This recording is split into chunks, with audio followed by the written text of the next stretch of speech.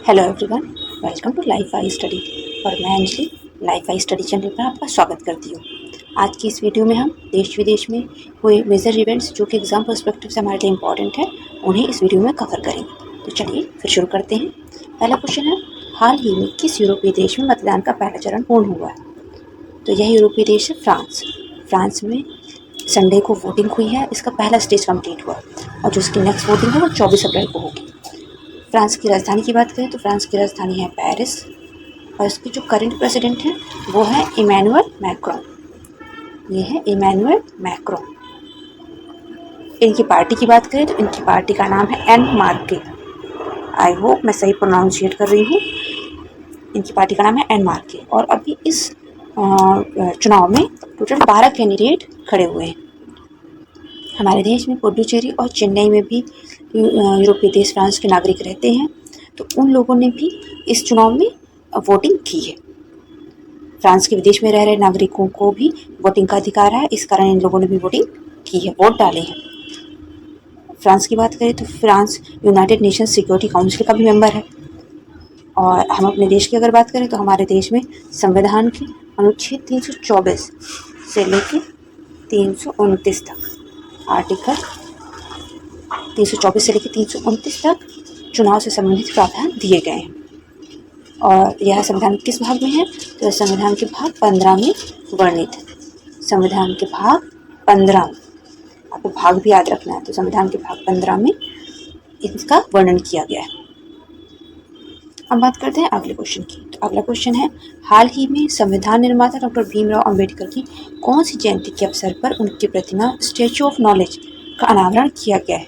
तो यह डॉक्टर भीमराव अंबेडकर की 131वीं जयंती थी, जो कि 14 अप्रैल 2022 को मनाई गई है। कौन सी थी? 131वीं जयंती थी। इस अवसर पर महाराष्ट्र के लातूर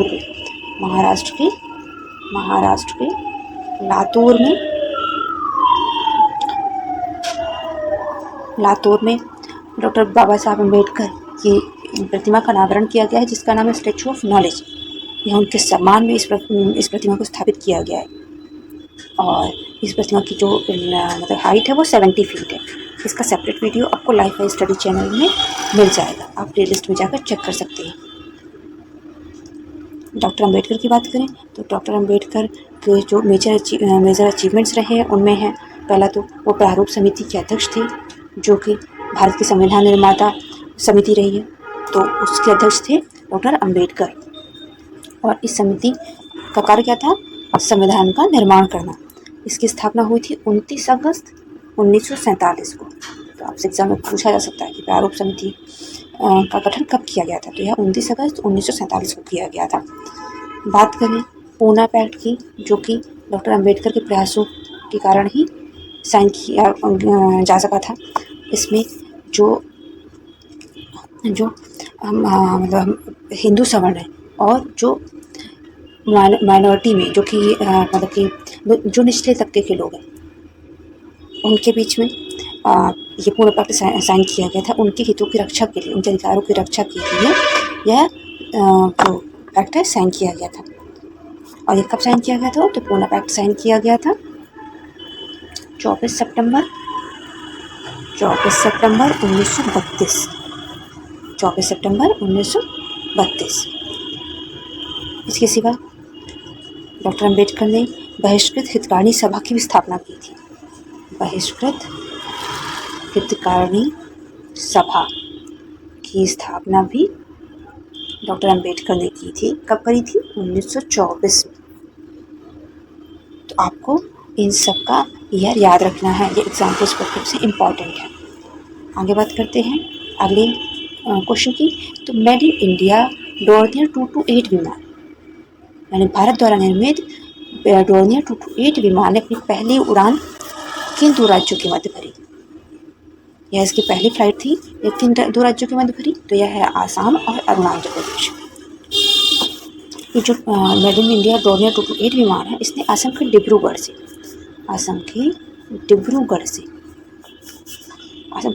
से अरुणाचल प्रदेश के पासीघाट के बीच, अरुणाचल प्रदेश के पासीघाट के बीच ये जो फ्लाइट थी इसका संचालन किया। केंद्रीय उड्डयन मंत्री ज्योतिरादित्य सिंधिया ने इसको हरी झंडी दिखाई। बात करें आगे तो पासीघाट पहुंचने के बाद फ्लाइट पर पानी की बौछार करके उसको वेलकम किया गया था।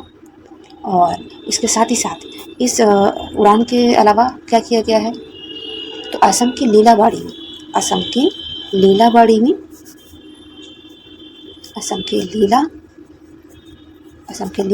में फ्लाइंग ट्रेनिंग ऑर्गेनाइजेशन जो ईस्टर्न एरिया के लिए है, पूर्वोत्तर क्षेत्र के लिए पहले फ्लाइंग ट्रेनिंग ऑर्गेनाइजेशन का भी उद्घाटन किया गया है। कहाँ पर?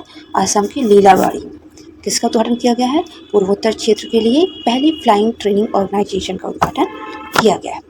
ये आपको ध्यान रखना है। असम की राजधानी है दिसपुर और अरुणाचल प्रदेश की राजधानी है ईटानगर। आगे बात करते हैं अगले क्वेश्चन की। तो अगला क्वेश्चन है, हाल ही में भारतीय वायुसेना का किस हेलीकॉप्टर ने देश में सबसे लंबी उड़ान का रिकॉर्ड बनाया है? तो देश में सबसे लंबी उड़ान का रिकॉर्ड बनाया है अमेरिका से परचेज किए गए CH-47F चिनूक। ध्यान रखिएगा, CH-47F चिनूक हेलीकॉप्टर ने सबसे लंबी उड़ान का रिकॉर्ड बनाया है। इसने चंडीगढ़ से उड़ान भरनी शुरू की। इसने चंडीगढ़ से उड़ान स्टार्ट की है और असम के जोरहाट तक, असम के जोरहाट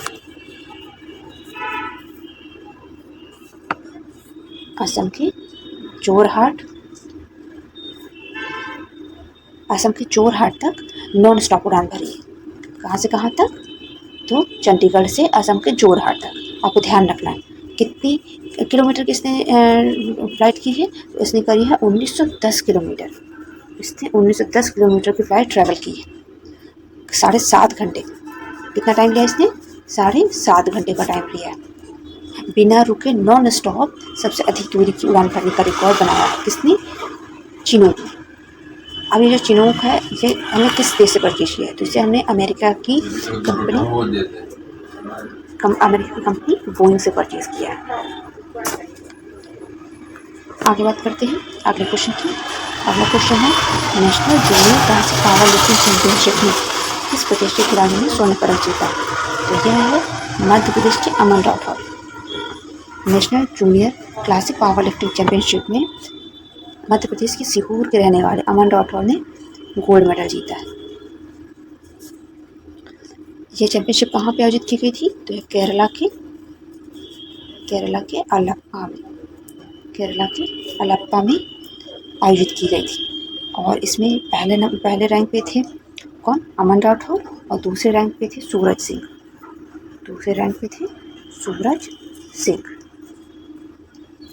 ये उत्तराखंड के हैं। सूरज सिंह उत्तराखंड के हैं।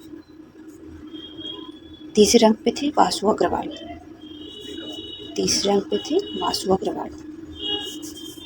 ये यूपी के हैं और उन्होंने कांस्य पदक जीता है। सूरज को रजत पदक प्राप्त हुआ। ये आपको याद रखना है। आगे बात करते हैं अगले क्वेश्चन की। तो अगला क्वेश्चन है, राष्ट्रीय अल्पसंख्यक आयोग के नए अध्यक्ष कौन नियुक्त किए गए हैं? तो यह नियुक्त किए गए हैं पंजाब के पूर्व IPS इकबाल सिंह लालपुरा। कौन नियुक्त किए गए हैं? इकबाल सिंह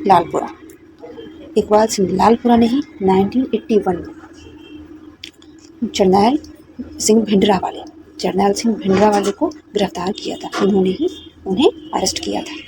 इनकी नियुक्ति कितने साल की होगी? तो इनकी नियुक्ति 3 साल की होगी। 3 साल की नियुक्ति होगी। अल्पसंख्यक आयोग के पहले अध्यक्ष की बात करें तो पहले अध्यक्ष थे न्यायमूर्ति मोहम्मद सरदार अली खान।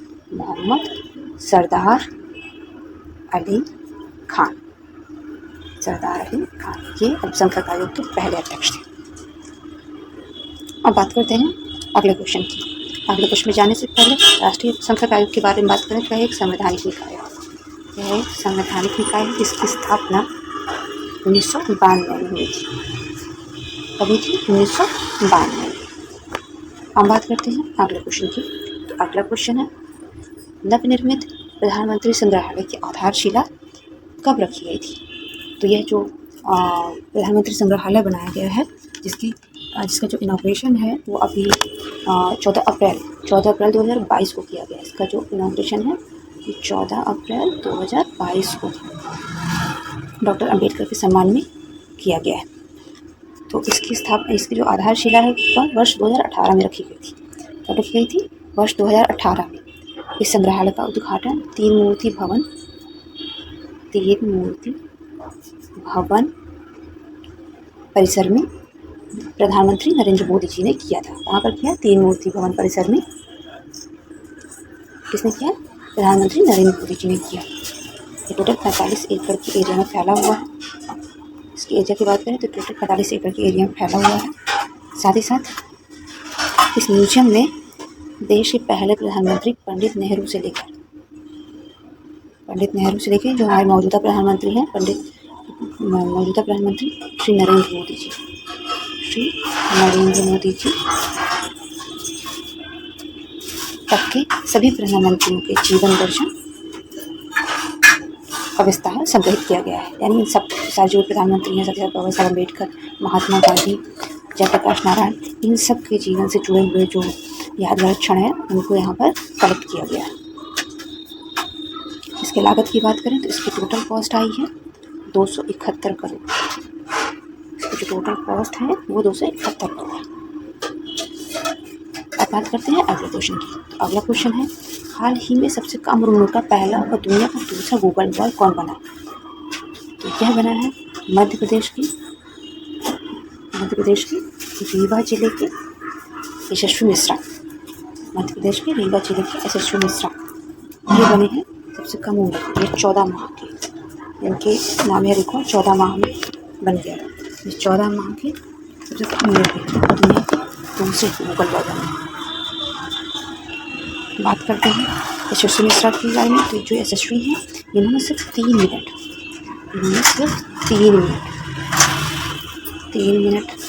में 26 देशों के फ्लैग को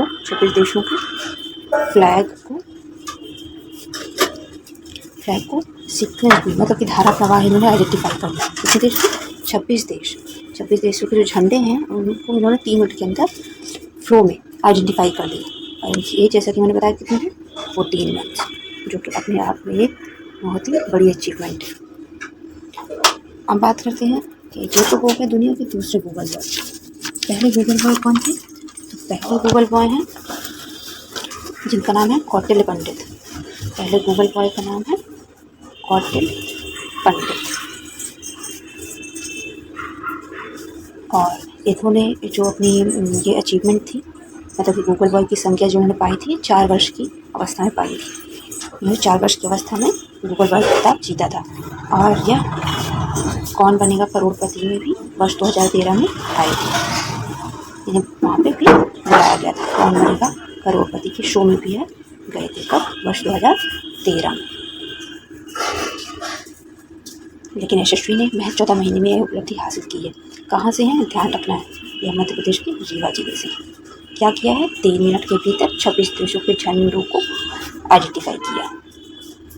साथ ही साथ अगर कौटिल्य की बात करें तो कौटिल्य को संयुक्त राष्ट्र संघ के द्वारा ग्लोबल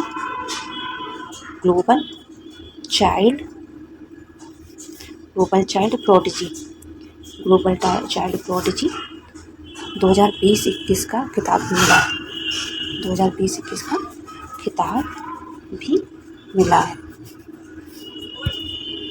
हम बात करते हैं अगले क्वेश्चन की। अगला क्वेश्चन है, India smart cities awards contest 2020 में देश के किस जिले ने क्लीन एनर्जी कैटेगरी में फर्स्ट रैंक प्राप्त की है? तो यह है मध्य प्रदेश की राजधानी भोपाल। क्लीन एनर्जी कैटेगरी में भोपाल को फर्स्ट रैंक मिली। हम बात करते हैं इस कॉन्टेस्ट की। तो केंद्रीय आवास व शहरी कार्य मंत्री हरदीप सिंह पुरी जी ने सूरत आयोजित कार्यक्रम में यह अवार्ड डिस्ट्रीब्यूट किए हैं। अब बात करते हैं किसको कौन सा अवार्ड मिला है। तो इंदौर को टोटल 6 कैटेगरी में अवार्ड मिले। इंदौर को स्वच्छता नवाचार समेत टोटल 6 कैटेगरी में अवार्ड मिले। ध्यान रखिएगा। और स्टेट अवार्ड की बात करें तो स्टेट अवार्ड मध्य प्रदेश को मिला है। इसमें मध्य प्रदेश को दूसरी रैंक मिली। आपको बताना है कि स्टेट अवार्ड में पहली रैंक किस राज्य को मिली है। यहाँ आप कॉमेंट सेक्शन में बताएंगे। तो जैसे कि आपको यहाँ पता चला कि इंदौर को पूरे 6 कैटेगरी में, स्वच्छता नवाचार समेत 6 कैटेगरी में अवार्ड मिले हैं। और भोपाल को क्लीन एनर्जी कैटेगरी में फर्स्ट रैंक मिली। आगे बात करते हैं अगले क्वेश्चन की। तो अगला क्वेश्चन है, भारत के नए आर्मी चीफ कौन बने? तो भारत के नए आर्मी चीफ बने हैं लेफ्टिनेंट जनरल मनोज पांडे। क्या नाम है? Lieutenant general Manoj Pandey. यह 29वें नंबर के लेफ्टिनेंट है और यह 1 मई से अपना पदभार ग्रहण करेंगे। जनरल पांडे को 1 फरवरी 2022 को उपसेना प्रमुख का पद मिला था, यानी 1 फरवरी 2022 को जनरल पांडे उपसेना प्रमुख बने थे।